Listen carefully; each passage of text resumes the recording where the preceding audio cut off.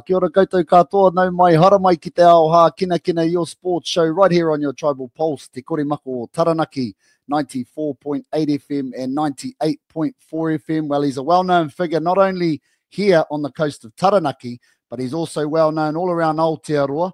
He has won multiple national surfing titles, as well as many local ones, and as passionate as they come when it comes to the sport of surfing. Jared Hancox, welcome, brother. Thanks for having me on. It's a pleasure. Awesome, bro. Hey, yeah, good to have you on the show, man. Looking forward to having a chat with you, especially about the recent nationals that were held here in Taranaki. But before we get started, ko wai koe, no he koe, just a little bit about yourself and where you're from. Yeah, cool. Yeah, I'm born and bred in Taranaki.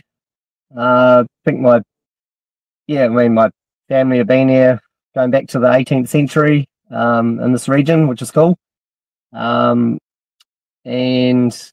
yeah, I didn't really pick up surfing till I was about 14. It just was my parents were never that keen for me to get into it. I guess back in the 80s when I was a kid, surfing was a little bit probably a little bit more frowned upon, and yeah, but when I was about 14, I finally bought a surfboard with my own money, and was finally living close enough to ride my bicycle to the beach and get into it, and I've actually been hooked ever since. 30 years later, I'm still at it. Still at it. So you mentioned you didn't start till you're 14. What were there any other sports that you played when you were a young fella? Any other sports you got into? Yeah. I generally like individual sports. I'm an only child, and we lived in the country for a number of my really young years, in the first sort of 10 years. So I gravitated towards like BMX riding and skateboarding. I was really big into skateboarding for a while, and mountain bike riding, and just stuff that could keep myself entertained if I had no friends to play with. Did a few team sports. I played a little bit of cricket briefly and a little bit of soccer, but I never felt like, I don't know, I was never huge on the team sport things. I guess I felt like a lot of stuff was out of my control. While with individual sports, it's a lot of it comes down to yourself. Then when I turned 14 and I started surfing, I remember surfing hard out for about a year, and then, trying to surf for about a year. I wasn't very good, and you get such a rush when you ride a wave that I kind of went back and started skateboarding again, but I was trying way bigger maneuvers because I was trying to chase that same buzz. And then, of course, the injuries get worse when you're skateboarding and trying bigger maneuvers. So I broke a wrist, and I was like, gutted. I couldn't surf for like a whole month or two in summer, and when I was 15. And then same thing with mountain biking. I think I tried an even more extreme downhill to get that same kind of buzz surfing was giving me, and I went over the handlebars and cracked my collarbone and was out for another 2 months, another summer, and I'm like, stuff this. So I just pretty much stuck to surfing ever since, and tried to stay away from a lot of other sports just for the benefit of surfing more. Hey, that makes sense. Hey, mind you, still get injured out there in the surf, but obviously not as bad as some of those other sports that you mentioned. But obviously growing up, you said you got into it when you were 14, and you fell in love with surfing. Who were some of the kind of local surfing legends as you were a young fella coming through that you kind of used to look up to, that you'd see out there on the waves? There were a lot, and it's funny, I still see them around, and I still even have. Sometimes I'm in surf comps with them. Like on Sunday, for example, I was in a heat.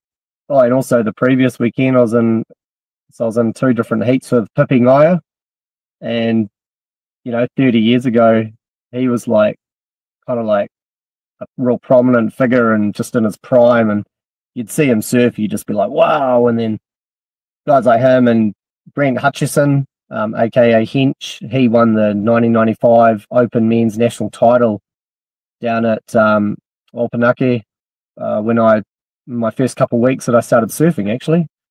Jason Matthews, and the Matar brothers. Then there was some good crew in town as well that were coming through, like some guys my age that were already ripping, like Luke Kerr, Glenn Green, Isaac Peterson. There was so many, and then there'd be all these guys out there just ripping that I didn't even know who they were when I was young.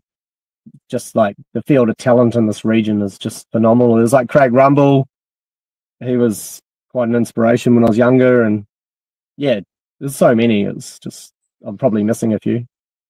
Some of those names you mentioned, like they're that well known here in Taranaki. I wasn't much of a surfer myself, but I just remember all those names. Everyone used to talk about those names. So some awesome names there. So now I understand you kind of didn't really get into competition type stuff until you're a little bit older, but you began to win a few titles locally and nationally, which shows it's never too late really to have a crack at things. So tell us a little bit about that journey.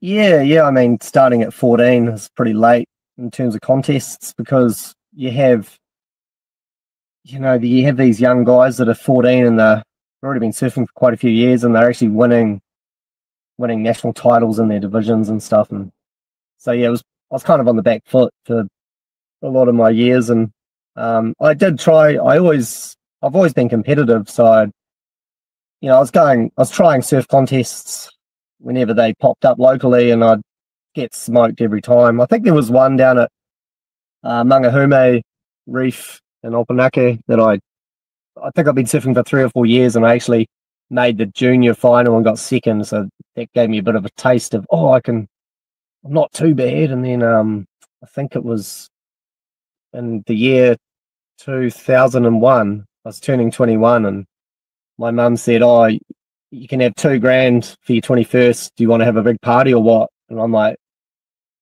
well, never been a big party guy. And I had an opportunity to go to Australia with a group of Dunedin surfers and get surf coaching with one of Australasia's top surf coaches at the time, Martin Dunn.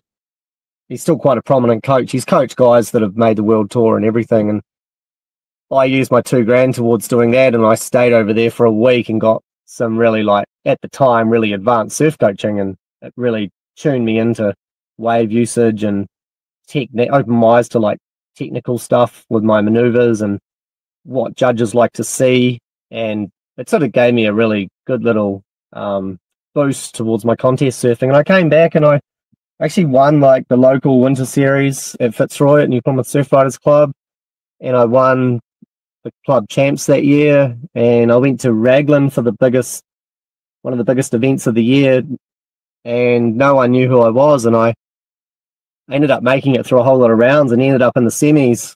And I was up against like guys that were like just the best surfers in the country, that like Blair Stewart, Bobby Hansen, and Daniel Ketiopa, and I got smoked in the semi by them.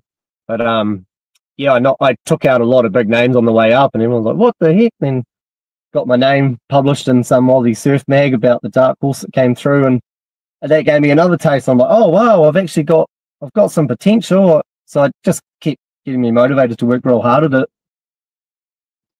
That's awesome, man. That's awesome. Never giving up, eh? And just keep going, and that's real. So in Taranaki, what are some of your your favorite surf spots on the coast here in Taranaki?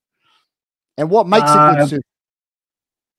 It depends what board you're riding. Like the type of boards that I like to ride, and probably a lot of people like to ride, are quite geared towards performance surfing. And I think for real good performance surfing, you want a steeper sort of a wave with quite a not such a slopey one. So there's a couple of spots down the coast. I guess they're not that secret. I guess I can say what they are, but they're not everyone's favourite waves. But I love surfing Rocky Point and Stent Road, and I'm a goofy footer, so Rockies is on my forehand. So I could probably say I probably err towards Rocky Point a bit more, and that's where we competed on Sunday, which was epic because it's my second ever comp at Rockies in my life, and I was just loving it. A shout out to the WBBRC and Dano Waiwadi and his crew for putting that on. That was epic. And the weekend before, we were at Stent Road, which is one of my favourites as well. And I won the Stent Road one and got second at Rockies. So we've got one more event in the series. So I've had a good start. It's all going to come down to the last event between me and a couple of the other crew, like Jason Zimmerman, Sonny Rupert Martin, and Jamie Andrews. So it's a tight battle at the moment because all four of us made both finals. Ah, that's awesome. Some names I know there. Good to see old Dano. Why would he back in town for the comp? So that's awesome. Now, we had the National Surfing Championships here recently. How did that event go? And obviously we haven't had it, I don't think, for what was it, about 6 years or something. So how did that event go, and who ended up kind of standing up at that national tournament? Yeah, right. So the first 2 days was unfortunate in terms of timing. It was like we had to have all the seniors run, and it was so small. Like it was the two smallest days we'd had in so long, in like weeks, at least weeks. We had just so much pumping surf, even the week before. So yeah, we were surfing Back Beach, and Back Beach is, I forgot to mention, is one of my favorite waves, and for small fun surf, on small summer days and that. It's a real fun beach, and we ended up having it there, but it was really small. It was there was some heaps of fun. But yeah, the one 6 years ago you mentioned, the Waikato Board Riders Club hosted that, and they got a week of epic conditions, like 3 big ground swells in 7 days, and the event was actually held at Stent Road, also Māori name for that's actually Tuiraho, and there was some pumping big swells for that. There was a day at Graveyards and a day at Aotearoa Road as well. So yeah, we didn't get that sick run of swell, and we almost did if the Nationals had been 1 week earlier, but it wasn't. Then we ended up at decent Back Beach on Tuesday, like solid head high sets and quite nice. Wednesday, Thursday, Friday, Saturday, we were all at Stent Road for the juniors and the open men's and open women's. Wasn't like big pumping stent at all, wasn't like epic, but it was definitely better than it could have been. We had a really small swell forecast, but it was quality swell. Didn't have the size, but it was quality. It was a little bit slow, so some heats you might have only got, you had no room for error. You had just enough time to get your 2 waves, and you had to really capitalize on them. But yeah, the question was, who was the standouts? There was a lot of divisions, so I'm guessing you've probably got a list of some of the winners, and I can give you a bit of background on some stuff if you want. Yeah, was there any, what about locally, some of our local surfers, any of our local surfers kind of stand up and do well? Yeah, so in the seniors at the start of the week, myself finished second in the over 40s, like almost won it, but just got pipped. And then Dawson Tamati, he's a good mate of mine. He got third in the over 50s. Rick Williamson, another mate of mine, got second, I think, in the over 30s. And some of the smaller divisions, like the kneeboards, Paul Gledel, local boy, he's a tattoo artist, he won that. And just trying to think.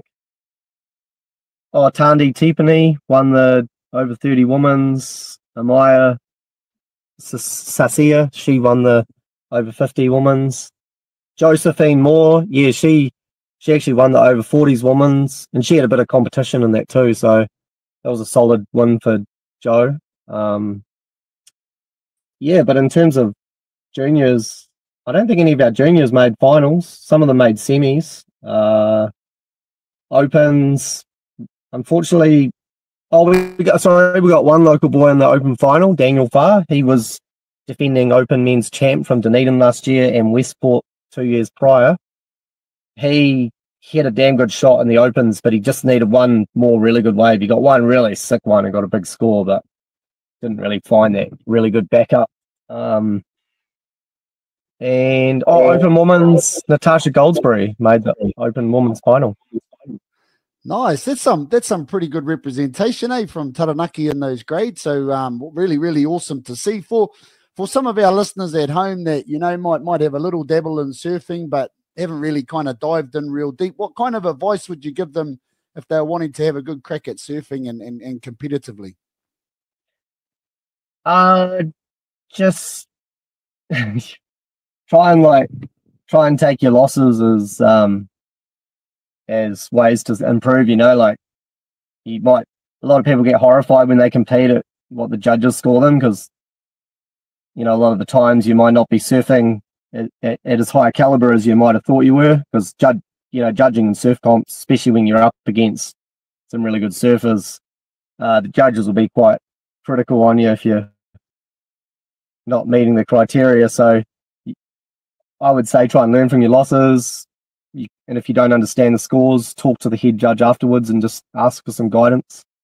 Another huge thing would be seek some sort of surf coaching or technical advice. There are surf coaches out there you can engage with. I do a little bit of coaching here and there with people sometimes, but certainly not all the time. But don't like to give away too many secrets to too many people. But yeah, just I don't know.